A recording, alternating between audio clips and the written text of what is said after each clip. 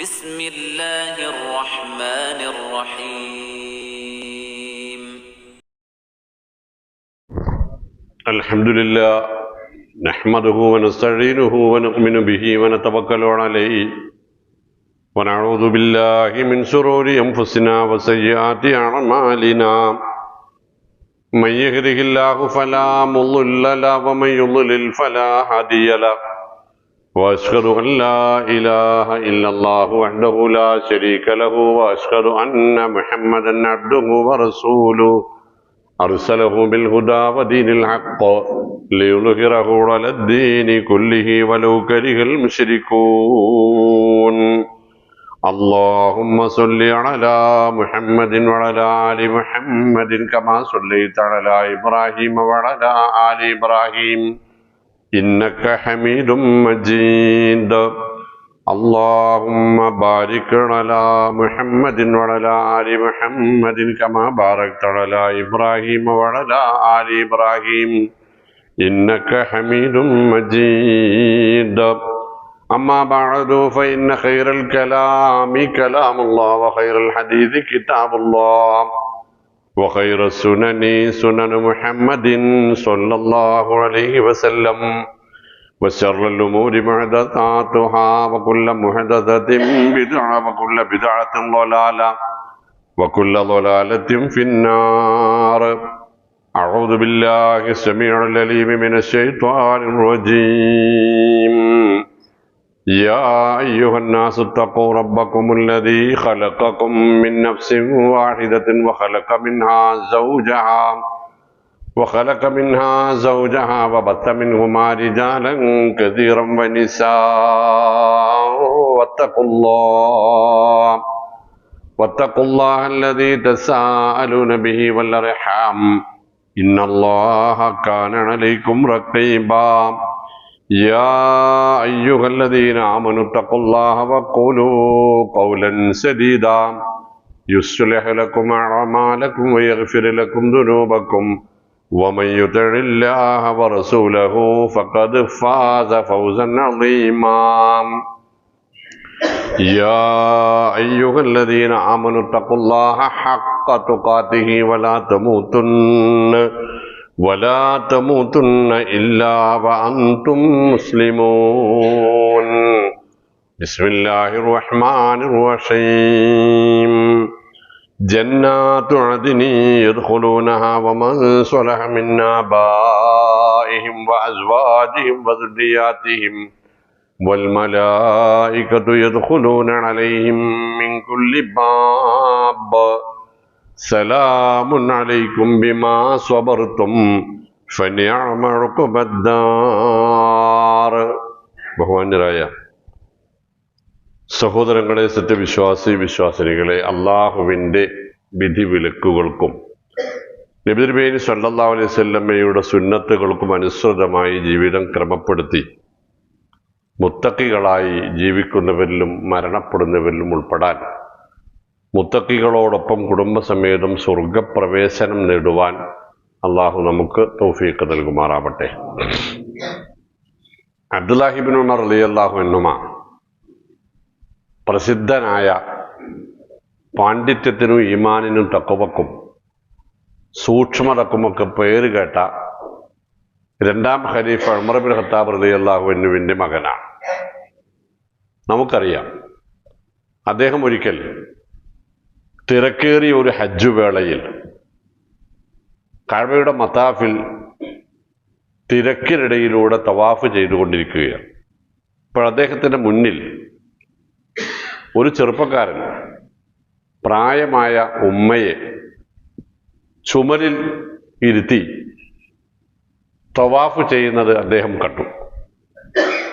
സ്വാഭാവികമായും ആ ചെറുപ്പക്കാരനോട് അദ്ദേഹത്തിന് ഒരു കൗതുകവും ആദരവും സ്നേഹവും ഒക്കെ തോന്നി.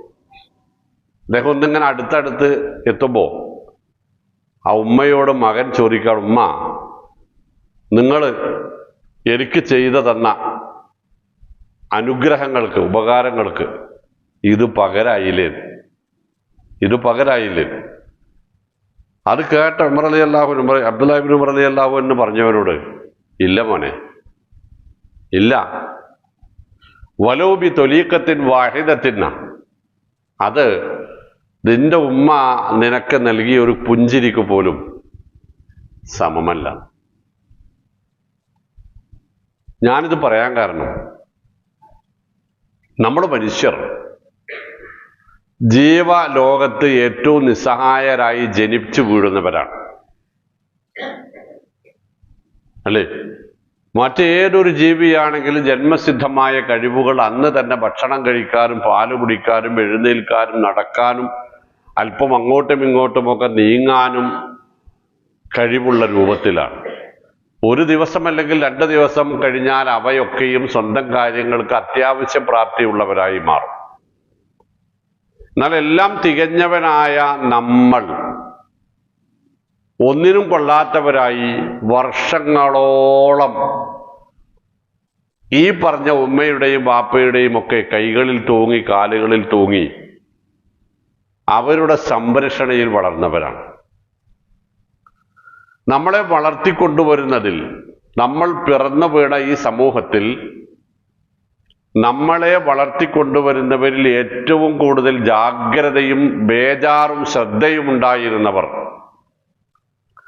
സ്വന്തം കാര്യത്തിനപ്പുറത്ത് നമ്മളുടെ കാര്യത്തിന് പരിഗണന നൽകിയവർ, നമുക്ക് വേണ്ടി എന്ത് കഷ്ടപ്പാടിനും ത്യാഗത്തിനും തയ്യാറായിരുന്നവർ, നിരന്തരമായി നമുക്ക് വേണ്ടി പ്രാർത്ഥിച്ചു കൊണ്ടേയിരുന്നവർ, നമ്മുടെ നേട്ടങ്ങളിൽ ആത്മാർത്ഥമായി സന്തോഷിച്ചവർ, നമുക്ക് നേട്ടങ്ങൾ മാത്രം ഉണ്ടാകുന്നത് കണ്ട് കൺകുളിർമയോടുകൂടി കഴിഞ്ഞവർ, നമ്മുടെ നേരിയ നിസ്സാരമായ ഓരോ പ്രയാസങ്ങളും കണ്ണുനീരായി ഏറ്റെടുത്ത് ഭൂമിയിൽ വീഴ്ത്തിയവർ ആരാണെന്ന ചോദ്യത്തിന്റെ ഉത്തരം അത് നമ്മുടെ കുടുംബമാണ് എന്നാണ്. അതെൻ്റെ മാതാപിതാക്കളാണ്, എൻ്റെ മുതിർന്ന സഹോദരങ്ങളാണ്, എൻ്റെ മാതാപിതാക്കളുടെ ഉമ്മയുടെ ഉപ്പയുടെയൊക്കെ ജ്യേഷ്ഠാനിയന്മാരും ആങ്ങളമാരും വല്യമ്മമാരുമാണ്. അവർ എന്നോട് കാണിക്കുന്ന സ്നേഹത്തിന് അവർക്ക് മറ്റു താല്പര്യങ്ങളൊന്നുമില്ല, ഞാൻ രക്ഷപ്പെടണം എന്നത് മാത്രമാണ്. പക്ഷെ ഇന്ന് അവരുടെ തണലിലാണ് ഞാൻ വളർന്നത് എന്നത് അറിയാതെ പോയിക്കൊണ്ടിരിക്കുന്നു നമുക്ക് പലർക്കും, പ്രത്യേകിച്ച് നമ്മുടെ വളർന്നു വരുന്ന തലമുറയിൽ നല്ലൊരു ശതമാനം ആളുകളും. കുടുംബം എന്ന ഒരു യൂണിറ്റിന്റെ പ്രത്യേകത എന്താണ്, പ്രസക്തി എന്താണെന്നറിയാതെ ഇന്നലെയോ മിനിഞ്ഞാന്നോ സ്കൂളിലോ കോളേജിലോ ജോലി സ്ഥലത്തോ കണ്ടുമുട്ടുന്ന ആളുകളോട് അവരോടുള്ള താൽക്കാലികമായ ബന്ധത്തെ മാതാപിതാക്കൾക്കും രക്തബന്ധുക്കൾക്കും അപ്പുറം പരിഗണിക്കുകയും കാണുകയും അവർക്ക് വേണ്ടി കുടുംബത്തെ അവഗണിക്കുകയും ഒരു പരിധിവരെ അപമാനിക്കുകയും ചെയ്യാൻ ധാർഷ്ട്യം കാണിക്കുന്ന ആളുകൾ വർദ്ധിച്ചുകൊണ്ടേയിരിക്കുന്നു. നമ്മൾ മുസ്ലിമീങ്ങൾ മറ്റുള്ളവരിൽ നിന്ന് നമ്മളെ വ്യതിരിക്തരാക്കുന്ന, വ്യത്യസ്തരാക്കുന്ന ഏറ്റവും പ്രധാനപ്പെട്ട ഘടകം മരണാനന്തര ജീവിതമുണ്ട് എന്ന വിശ്വാസമാണ്, ബോധ്യമാണ്. ആ ബോധത്തോടുകൂടി തിരിച്ചറിവോടുകൂടി വിശ്വാസത്തോടുകൂടി ജീവിക്കുന്ന മുസ്ലിമീങ്ങൾ അവർ പാലിക്കേണ്ടുന്ന മര്യാദകളും ശീലകോലങ്ങളും പെരുമാറ്റ മര്യാദകളും ഒക്കെ അവരെ പടച്ച റബ്ബ് സുബ്ഹാനഹു വ തആല അവർക്ക് നൽകിയതാണ്. ആ വൃത്തത്തിനുള്ളിലല്ലാതെ അവർക്ക് കളിക്കാൻ കഴിയില്ല, പാടില്ല എന്ന് അംഗീകരിക്കേണ്ടവരാണ്. കാരണം വിശുദ്ധ ഖുർആനിൽ 2 ഇടത്ത് പറഞ്ഞ ഒരു കാര്യം, ഒരിടത്ത് നമ്മൾ എല്ലാ വെള്ളിയാഴ്ചകളിൽ കേൾക്കുന്ന അയ്യുഹന്നാസു ഇത്തഖൂ റബ്ബക്കുമുല്ലദീ ഖലഖക്കും മിൻ നഫ്സിൻ വാഹിദത്തിൻ വഖലഖ മിൻഹാ സൗജഹാ വബസ്സ മിൻഹുമാ റിജാലൻ കസീറൻ വനിസാഅൻ എന്ന് അല്ലാഹു പറയും. വത്തഖുല്ലാഹല്ലദീ തസാഅലൂന ബിഹി വൽഅർഹാം, നിങ്ങൾ പരസ്പരം സംസാരിച്ചു കൊണ്ടിരിക്കുന്ന അള്ളാഹുവിനെ നിങ്ങൾ ഭയപ്പെടുക, നിങ്ങളുടെ കുടുംബ ബന്ധങ്ങളെയും സൂക്ഷിക്കുക എന്ന്. അള്ളാഹുവിനെ സൂക്ഷിക്കുക, നിങ്ങളുടെ കുടുംബ ബന്ധങ്ങളെയും സൂക്ഷിക്കുക.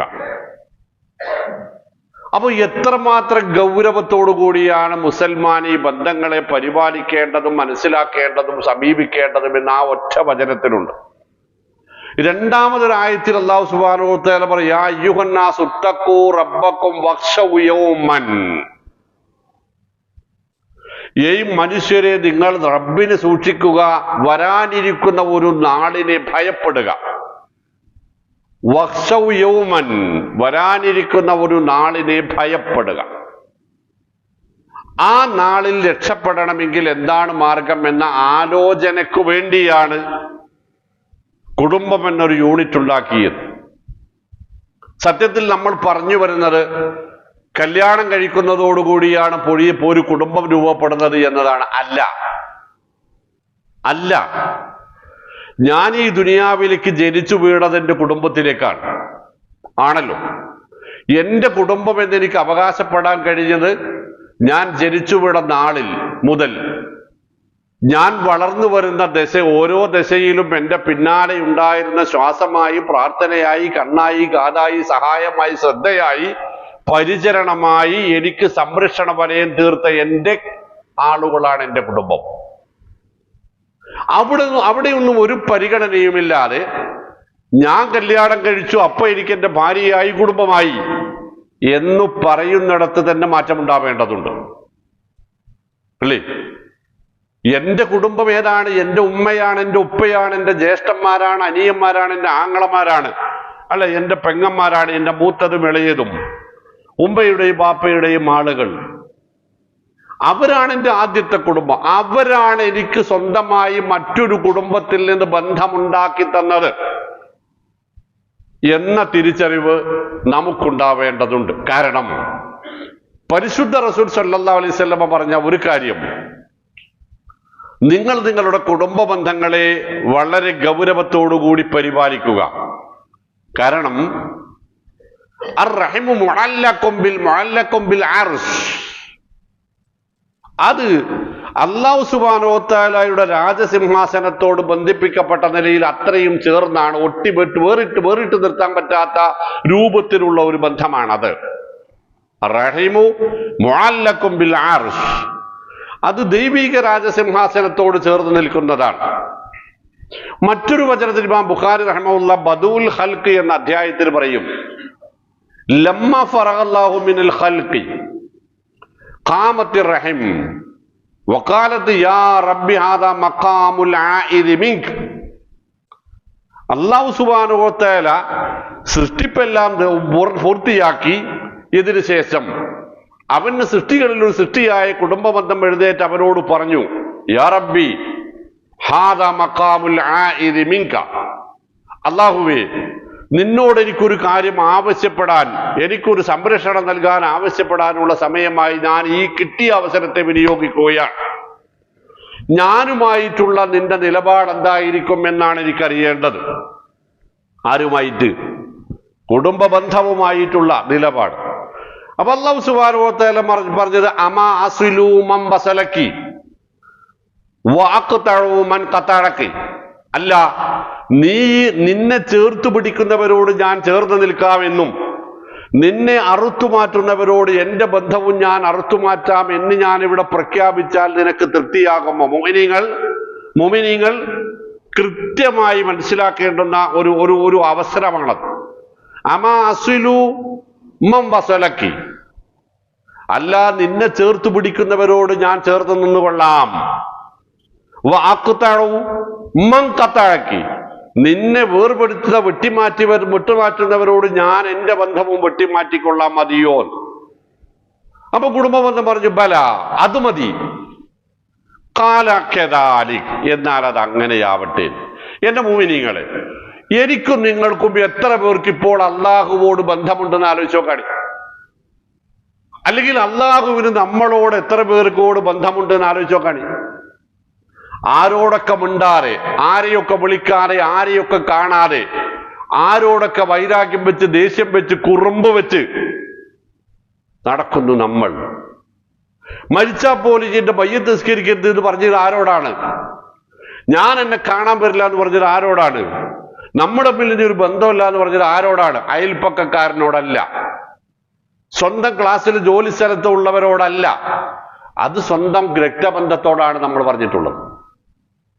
നോക്കൂ, റസൂലുള്ളാഹി സ്വല്ലല്ലാഹി അലൈഹി വസല്ലമയെ കുറിച്ച് വായിക്കാൻ കഴിയുന്നത്, റസൂൽ സ്വല്ലല്ലാഹി അലൈഹി വസല്ലമ നടത്തുന്ന മതപഠന സംരംഭങ്ങളിൽ അവിടുന്ന് ഇടക്കിടക്ക് പറയുമായിരുന്നു, ഇവിടെ കുടുംബ ബന്ധം മുറിച്ചവരുണ്ടെങ്കിൽ എഴുന്നേറ്റ് പോകണം. കാരണം അത്തരക്കാരിരിക്കുന്ന സദസ്സിലിരുന്ന് പ്രാർത്ഥിച്ചാൽ അല്ലാഹു ആ പ്രാർത്ഥന കേൾക്കുകയില്ല. സുബ്ഹാനല്ലാഹ്. നമ്മുടെ പള്ളി, ഞാൻ വെറുതെ ആത്മാർത്ഥമായി ചോദിക്കാണ്, നമ്മളിവിടെ പ്രാർത്ഥിച്ചാൽ അല്ലാഹു ആ പ്രാർത്ഥന സ്വീകരിക്കുമെന്ന് ഉറപ്പുള്ളവർ, ഞാൻ കാരണം ഈ ജനങ്ങളോ ഈ കൂടിയ ജനങ്ങളുടെ പ്രാർത്ഥന സ്വീകരിക്കാതെ പോകരുത് എന്നെങ്കിലും വിചാരിക്കേണ്ടതില്ലേ? എന്റെ മുഅ്മിനീങ്ങൾ അങ്ങനെയാണെന്നല്ല ഞാൻ പറഞ്ഞു.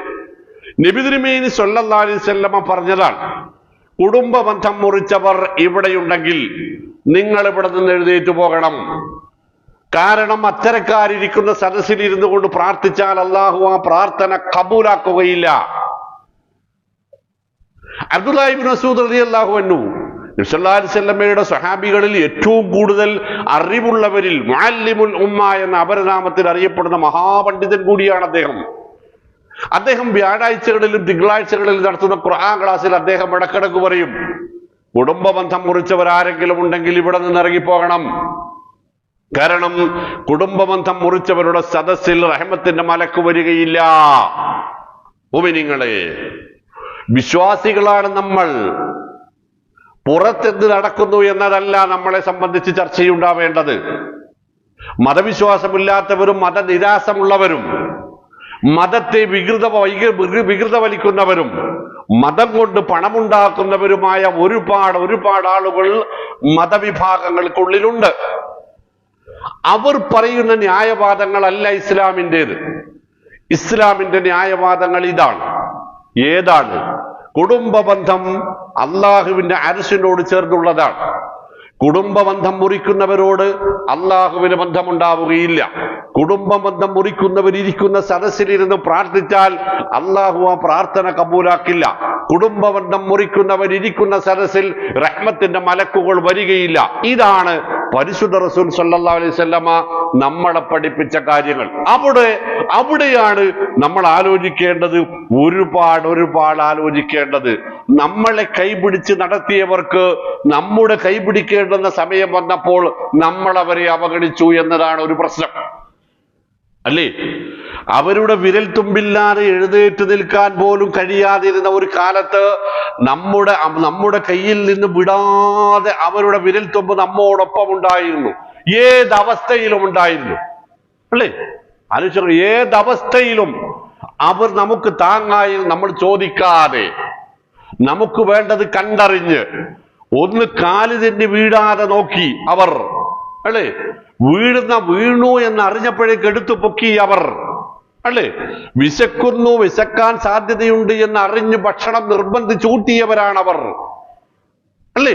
വിസർജിക്കാൻ അറിയാത്ത നമ്മളെ കൃത്യസമയത്ത് കൊണ്ടുപോയി വിസർജിപ്പിച്ചിരുന്നവരാണവർ. ഇപ്പോൾ നമ്മുടെ കൈ അവർക്ക് ആവശ്യമുണ്ട്, നമ്മളുടെ ഭക്ഷണം അവർക്ക് ആവശ്യമുണ്ട്, നമ്മളുടെ സഹായം അവർക്ക് ആവശ്യമുണ്ട്. പക്ഷെ ഇപ്പോ നമ്മളിൽ പലരും വിചാരിച്ചത് ഞാൻ എന്റെ ഭാര്യ, എന്റെ മക്കൾ, അത് മദീന. എന്റെ ഉപ്പയുമ്മയും എവിടെയെന്ന് ചോദിച്ചാൽ ഇപ്പൊ അനിയന്റെ അടുത്ത്, അനിയനുണ്ട്, ജ്യേഷ്ഠന്മാരും പെങ്ങന്മാരൊക്കെ ഉണ്ടല്ലോ, അവിടെ എവിടെയെങ്കിലുമൊക്കെ ഉണ്ടാകും. അവ ഞങ്ങളുടെ ഉമ്മയും വാപ്പയും ഓരോരുത്തരത്ത് 2 ദിവസം 4 ദിവസം അങ്ങനെ നിൽക്കലാന്നാ. വലിയ സന്തോഷാണ് വിചാരി, അല്ലേ? എന്നിട്ട് നമ്മൾ സോഷ്യൽ മീഡിയയിൽ ഇങ്ങനെ പരസ്യം പിടിക്കും. ഏത്? സൗദിയിൽ ഒരു ജ്യേഷ്ഠനും അനിയനും വാപ്പയുടെ സംരക്ഷണത്തിന് വേണ്ടിയിട്ട് കോടതിയിൽ കേസ് പോയി.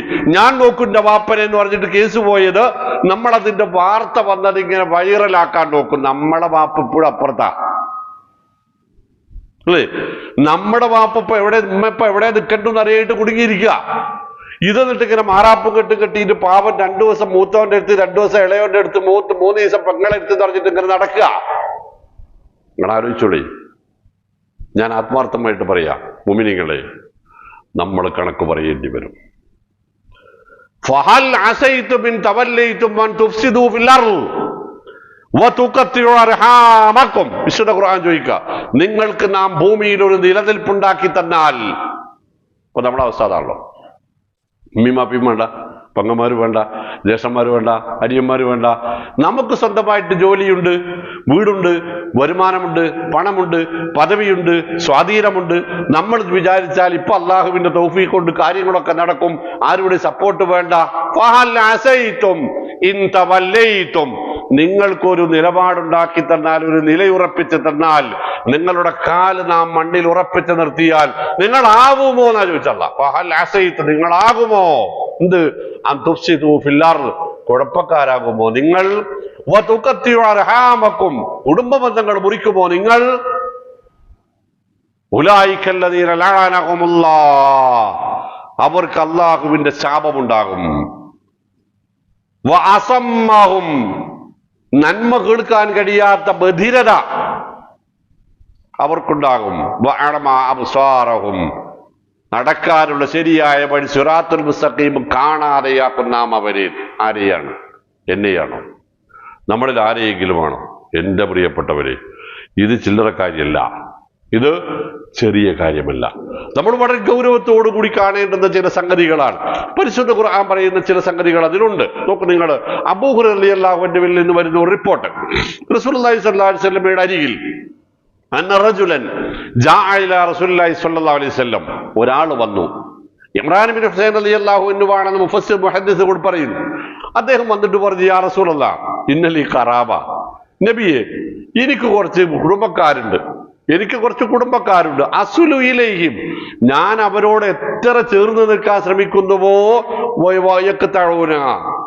യക്തഊനി, അവരെന്നോടുള്ള ബന്ധം അവസാനിപ്പിക്കാനാണ്. ഞാൻ എത്ര അണഞ്ഞാലും അവരകലും എന്നർത്ഥം.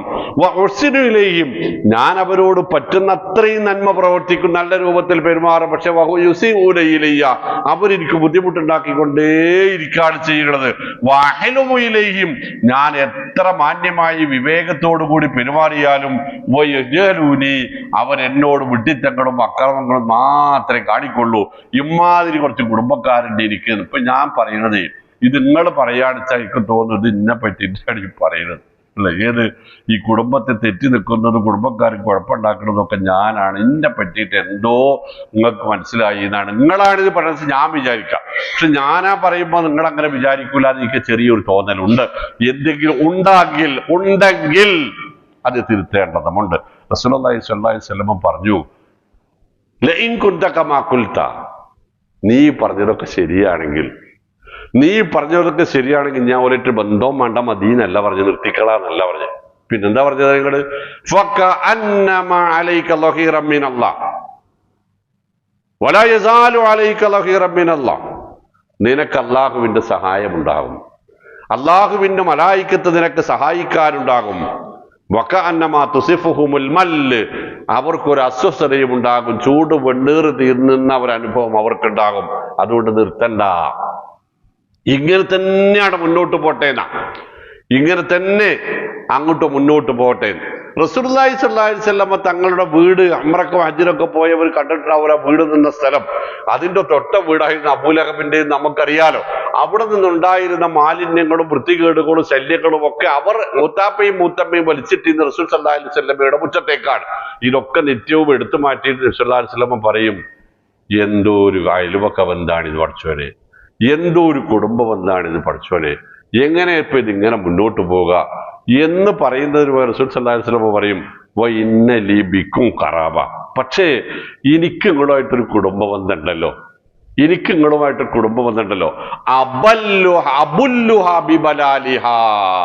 അതെങ്ങനെയൊക്കെ നട്ട് നനച്ച് നിലനിർത്തി വളർത്തി കൊണ്ടുവരാൻ കഴിയോ അതൊക്കെ ഞാൻ ചെയ്യും. എന്താ കാരണം?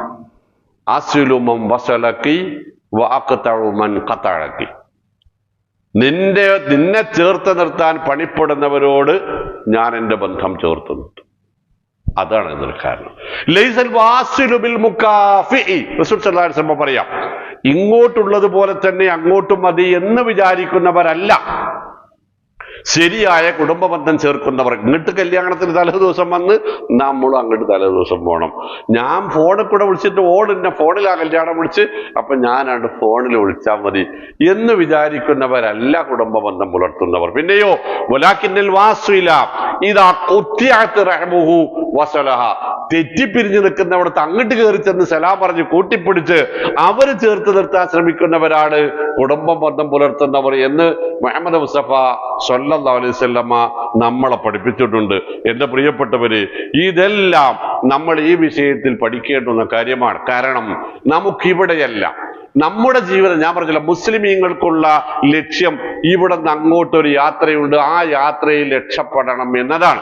അവിടെ ഒരു കുടുംബത്തെ അല്ലാഹു പരിചയപ്പെടുന്നത് നിങ്ങൾ കണ്ടോളൂ. വിശുദ്ധ ഖുർആൻ രണ്ടിടങ്ങളിൽ പരിചയപ്പെടുത്തുന്ന ഒരു കുടുംബം. ആ കുടുംബം സൂറത്ത് റഅദിലൂടെ നമ്മളെ അല്ലാഹു മനസ്സിലാക്കി തരുന്നത് വല്ല ജന്നാത്തു അദ്നി യദ്ഖുലൂനഹാ വമൻ സ്വലഹ മിൻ ആബാഇഹിം വഅസ്വാജിഹിം വദുരിയാതിഹിം വൽ മലായികതു യദ്ഖുലൂന അലൈഹിം മിൻ കുല്ലി ബാബ്. ആ കുടുംബം സ്വർഗത്തിലുണ്ടാകും. അയാളുണ്ടാകും, അയാളുടെ മാതാപിതാക്കളുണ്ടാകും, ഇണയുണ്ടാകും, മക്കളുണ്ടാകും, പേരക്കുട്ടികളുണ്ടാകും. എല്ലാവരും കൂടി സ്വർഗത്തിലൊരു വീട്ടിലുണ്ടാകും. ആ വീട്ടിലേക്ക് മലായികത്ത് ഇങ്ങനെ നിരന്തരമായി പറന്നിറങ്ങിക്കൊണ്ടേയിരിക്കും. വരുന്ന മലക്കുകൾ ആ കുടുംബത്തോട് പറയും, സലാമുൻ അലൈക്കും, ഇനി പേടിക്കാനില്ല, നിങ്ങളൊന്നുകൊണ്ടും ബേജാറാവണ്ട, നിങ്ങൾക്ക് സന്തോഷമായിരിക്കട്ടെ, സമാധാനമായിരിക്കട്ടെ, നിങ്ങൾക്ക് അല്ലാഹുവിന്റെ രക്ഷയും കാരുണ്യവും ഉണ്ടായിരിക്കട്ടെ എന്ന് നിരന്തരം അവർ പ്രാർത്ഥിക്കും എന്ന് പറഞ്ഞിട്ട് അല്ലാഹു പറഞ്ഞത് ബിമാ സ്വബർത്തും. ഇങ്ങനെ ഒരു അവസ്ഥ കിട്ടാൻ വേണ്ടിയിട്ട് ദുനിയാവിൽ നിങ്ങൾ ഒരുപാട് കഷ്ടപ്പെട്ടിട്ടുണ്ട്, ഒരുപാട് സഹിച്ചിട്ടുണ്ട്, ഒരുപാട് ക്ഷമിച്ചിട്ടുണ്ടെന്ന. എന്താ ഇവിടെ ക്ഷമയുടെ പ്രത്യേകത? എന്താണ്? കുടുംബത്തിലല്ലേ, കുടുംബവുമായി ബന്ധപ്പെട്ട നിലപാടുകളിലാണ് ഏറ്റവും കൂടുതൽ ക്ഷമ വേണ്ടത് എന്നാണ് അതിന്റെ അർത്ഥം. അയൽപ്പക്കക്കാരൻ തെറ്റിയാൽ നമുക്ക് വലിയ പ്രശ്നമില്ല, തെറ്റാൻ പാടില്ല. നമ്മുടെ ജോലി സ്ഥലത്തോ വേറെ എവിടെയെങ്കിലും ഉള്ള കൂട്ടുകാരാരെങ്കിലും തെറ്റിയാൽ നമുക്ക് വലിയ പ്രശ്നം വരാൻ പോണില്ല. പക്ഷേ നമ്മുടെ ബന്ധങ്ങൾ, രക്തബന്ധങ്ങൾ, നാട്ടുകാർ പറയാൻ എന്താ അറിയോ, അതുപോലെ വാപ്പി മക്കളോട് ഇന്ന് തെറ്റുന്ന ആളെ മിണ്ടുന്ന ആ പണി നമുക്ക് വേണ്ട. ഏത് അവരെങ്ങനെയാണെന്ന് വെച്ചാൽ അവസാനം ഒന്നാവും നമ്മൾ ഭർത്താവ് തരണ നാട്ടുവർത്താറുണ്ടല്ലോ, അത് മുസൽമാന് പറ്റിയതല്ല. മുസൽമാൻ അവന്റെ രക്തബന്ധത്തെ ചേർത്ത് നിർത്തിയേ പറ്റൂ. കാരണം വിശുദ്ധ ഖുർആൻ പറഞ്ഞത് വഹുവല്ലദി ഖലഖ മിനൽ മാഇ ബശറൻ ഫജഅലഹു നസബൻ വസിഹ്റൻ വകാന റബ്ബുക ഖദീറാ എന്നാണ്. വഹുവല്ലദി ഖലഖ മിനൽ മാഇ ബശറൻ, വെള്ളം അടിസ്ഥാനമാക്കി മാനവതയെ പടച്ചുണ്ടാക്കിയവൻ അല്ലാഹുവാകുന്നു. പിന്നെയോ ഫജഅലഹു നസബൻ വസിഹ്റ, അവന് രക്തബന്ധവും വിവാഹബന്ധവും ഏർപ്പെടുത്തി കൊടുത്തതും അല്ലാഹു തന്നെയാകുന്നു. വകാന റബ്ബുക ഖദീറ, ഈ രണ്ട് ബന്ധങ്ങളോടും അവൻ എന്ത് ചെയ്യുന്നു എന്നത്, ഈ രണ്ട് ബന്ധങ്ങളോടും അവൻ എങ്ങനെ പെരുമാറുന്നു എന്നത് നോക്കാനും അതിന് കണക്ക് ചോദിക്കാനും അതിന്റെ പ്രതിഫലം നൽകാനും കഴിവുറ്റവനാകുന്നു അല്ലാഹു സുബ്ഹാനഹു വ തആല. അതുകൊണ്ട് സലാമുൻ അലൈക്കും ബിമാ സ്വബർതും, ക്ഷമിക്കുക. പ്രയാസങ്ങൾ ഉണ്ടാകാം. ഇബ്രാഹിം ഇബ്നു ഹുസൈൻ റളിയല്ലാഹു അൻഹുവിന്റെ ഹദീസ് മനസ്സിലോർക്കുക. അങ്ങോട്ട് നന്മ ചെയ്യുമ്പോൾ ഇങ്ങോട്ട് ഉപദ്രവം ഉണ്ടാക്കുന്നവർ, അങ്ങോട്ട് മാന്യത പുലർത്തുമ്പോൾ ഇങ്ങോട്ട് അമാന്യമായി വൃത്തികേടുകൾ പറയുന്നവർ, അങ്ങോട്ട് സഹായം ചെയ്യുമ്പോൾ ഇങ്ങോട്ട് ഉപദ്രവിക്കുന്നവർ നമ്മുടെ കുടുംബത്തിൽ ഉണ്ടെങ്കിൽ അവരാണ് നമ്മുടെ സ്വർഗപ്രവേശനത്തിന്റെ കാരണവും തടസ്സങ്ങളും എന്ന് നമ്മൾ മനസ്സിലാക്കുക. അവരെ അതേ നാണയത്തിൽ നമ്മുടെ എതിർപ്പിന് വരുമ്പോൾ അവരോട് സമീപിച്ചാൽ നമ്മളും അവരും തമ്മിൽ വ്യത്യാസവും ഒന്നുമില്ല. അവിടെ കീറിച്ചെല്ലാനും അവരോട് സലാം പറയാനും അവരെ കൂട്ടിപ്പിടിക്കാനും അവരുടെ പരിപാടിയിൽ അവർ വിളിച്ചിട്ടില്ലെങ്കിലും പങ്കെടുക്കാനും അതിന് സഹായം ചെയ്യാനും അവരെ കൂട്ടിച്ചേർത്ത് നമ്മളോടൊപ്പം സ്വർഗത്തിലെത്തിക്കാനുമുള്ള ശ്രമമാണ് ഇന്നത്തെ ആവശ്യം. ശിഥിലമായി കൊണ്ടിരിക്കുന്ന കുടുംബങ്ങളുടെ കാലത്താണ് നമ്മളുള്ളത്. നമ്മുടെ മക്കള് നമ്മൾ പറഞ്ഞാൽ കേൾക്കൂല. മക്കൾക്ക് പറയാനുള്ളത് അത് തന്നെയാണ്. ബാപ്പാക്കും ഉമ്മാക്കും ബാക്കിയുള്ളവരോടൊക്കെ കമ്പനി ഉണ്ട്, ഞങ്ങളെ കേൾക്കാനും കാണാനും സമയമില്ല എന്നതാണ്. അവിടെയാണ് ഖുർആൻ പറഞ്ഞത്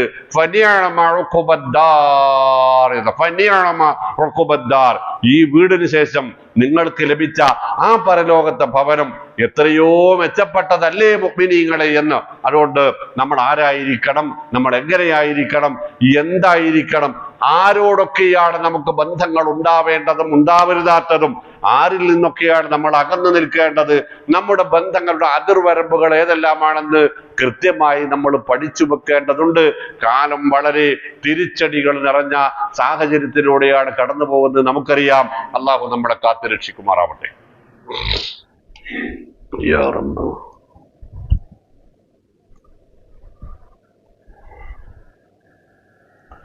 അൽഹംദുലില്ലാഹ് അൽഹംദുലില്ലാഹില്ലദീ ഹദാനാ ലിഹാദാ വമാ കുന്നാ ലിനഹ്തദിയ ലൗലാ അൻ ഹദാനല്ലാഹ് വസല്ലല്ലാഹു വസല്ലമ അലാ നബിയ്യിനാ വഹബീബിനാ മുഹമ്മദിൽ അമീൻ വഅലാ ആലിഹി വസ്ഹാബിഹി അജ്മഈൻ വമൻ തബിഅഹും ബിഇഹ്സാൻ ഇലാ യൗമിദ്ദീൻ വഹസന ഉലൈക റഫീഖൻ അമ്മാ ബഅദ് അയ്യുഹൽ ഇഖ്വാൻ ഇത്തഖുല്ലാഹ വകൂനു ഇബാദല്ലാഹ്. ബഹുമാന്യരായ സഹോദരങ്ങളെ, വിശ്വാസിനികളെ, അള്ളാഹുവിനെ ഭയപ്പെട്ട് അവൻ്റെ നിയമനിർദ്ദേശങ്ങൾ പാലിച്ച് റസൂലുള്ളാഹി സ്വല്ലല്ലാഹു അലൈഹി വസല്ലമ തങ്ങളെ പദാനുപദം കഴിവിൻ്റെ പരമാവധി പിന്തുടർന്ന് മുത്തഖികളായി ജീവിക്കാനും മരിക്കാനും ശ്രമിക്കുക. ജീവിതത്തിൽ അങ്ങോളം ഇങ്ങോളം ജാഗ്രതയോടെ, തഖ്വയോടെ, ഈമാനോടെ, പ്രാർത്ഥനകളോടുകൂടി മുന്നോട്ട് പോവുക. അള്ളാഹു അനുഗ്രഹിക്കുമാറാവട്ടെ.